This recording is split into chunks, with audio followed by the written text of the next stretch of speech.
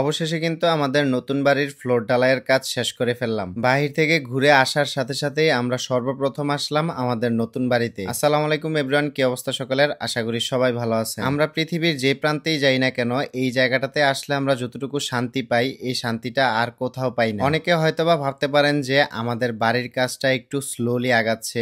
আসল কথা হলো আমাদের বাড়ির কাজ খুব দ্রুতই আগাচ্ছে, কিন্তু আমাদের বাড়িটা অনেক বড় হয়ে গেছে, তাই একটু লেট হচ্ছে। একটা বিল্ডিং এর মেইন কাজই হচ্ছে নিচের দিকের কাজগুলো, সেই কাজগুলো আলহামদুলিল্লাহ সব সম্পূর্ণ করে ফেলছি। আর যেহেতু রাস্তার থেকে আমাদের বাড়ির হাইটটা একটু বেশি, তাই আমার খরচটাও এখানে একটু বেশি লাগছে। একটা বিল্ডিং এর একতলা করতে যতটুকু খরচ হয় সেটুকু খরচ কিন্তু আমার বিল্ডিং এর নিচেই চলে গেছে। আমরা খুব এক্সাইটেড যে আমাদের বাড়ির প্রথম ছাদ হবে, এজন্য আমরা চাচ্ছি যে আমাদের বাড়ির প্রথম ছাদটা অ্যাটলিস্ট একটু দ্রুতই হোক। কাজ তাড়াতাড়ি আগানোর জন্য ডে নাইট কাজ চালানো হচ্ছে। আমাদের বিল্ডিং এর মাঝ বরাবর ডান সাইডের এই জায়গাটাতে হচ্ছে লিফট। ফ্লোর ঢালাইয়ের কাজটা যেহেতু হবে, তাই আজকে সারাদিন আমি এখানেই ছিলাম। যেহেতু অনেকদিন পর দেশের বাইরে ঘুরে তারপরে বাসায় আসছি, তাই আজকে সুমাইয়ের রান্না করার মুড ছিল না। নেপালে গিয়ে আপনারা দেখছিলেন যে আমরা সব থেকে বেশি যে কষ্টটা পাইছিলাম, সেই কষ্টটা হলো খাবারের কষ্ট। প্রথম 2-3 দিন তো আমরা তেমন ভাতই খেতে পারি নাই। তাই দেশে এসে সর্বপ্রথম আমরা মন ভরে আর পেট ভরে খাবার খাওয়ার জন্য তন্নিস কিচেন থেকে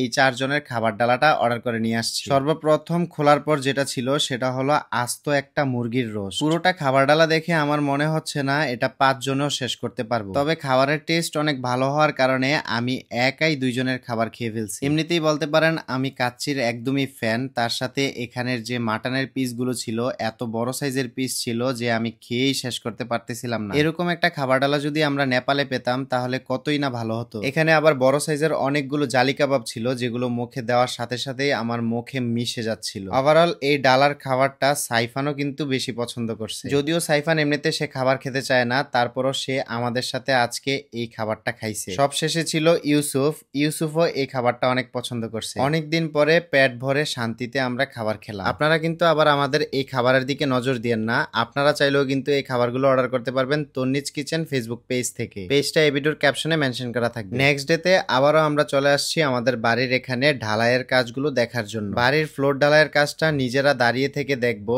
এটার মধ্যে একটা অন্যরকম অনুভূতি থাকবে। তাই সুমাইয়াকে নিয়ে সকাল সকাল আমরা আমাদের নতুন বাড়িতে চলে আসছি। এসেই দেখলাম যে প্রায় মোটামুটি অনেক কাজই আগায় গেছে। ঢালাইয়ের কাজও দেখতেছি যে প্রায় 3 ভাগের 1 ভাগ হয়ে গেছে। ফ্লোর ঢালাইয়ের পরে আমাদের বাড়ির এই পিলার গুলো ঢালাই হবে, তারপরে ছাদের শাটারিং হবে, দেন ছাদ ঢালাই হবে। আর সেই কাজগুলো আশা করি বেশি দিন লাগবে না। ফ্লোর ঢালাইয়ের কাজ কিন্তু চাইলেও 2 দিন 3 দিন সময় লাগিয়ে এভাবে একটু একটু করে করা যায় না। ফ্লোর ঢালাইয়ের ক্ষেত্রে একই সময়ে একবারে পুরোটা ফ্লোর ঢালাই দিতে হয়, তা না হলে পরবর্তীতে ফ্লোরটা মজবুত হয় না বা এতে করে ফ্লোরের অনেক প্রবলেম হয়। যাই হোক, প্রতিটা ঢালাইয়ের বিল কিন্তু যেদিন ঢালাই দেওয়া হয় সেদিনই আমার বিল পরিশোধ করতে হয়, তাই সাথে করে ঢালাইয়ের বিলটাও নিয়ে আসছি। আমাদের বাড়ির পাইলিং থেকে শুরু করে এই পর্যন্ত টোটাল কত টাকা খরচ হয়েছে সেটা যদি আপনারা জানতে চান তাহলে এই ভিডিওতে অবশ্যই কমেন্টে জানাবেন। তাহলে ইনশাল্লাহ নেক্সট ভিডিওতে আপনাদেরকে বলে দিব যে এই পর্যন্ত টোটাল আমাদের বাড়িতে কত টাকা খরচ হয়েছে। আজকের ভিডিওটা এখানে শেষ করতেছি। সবাই ভালো থাকবেন, সুস্থ থাকবেন, আল্লাহ হাফেজ।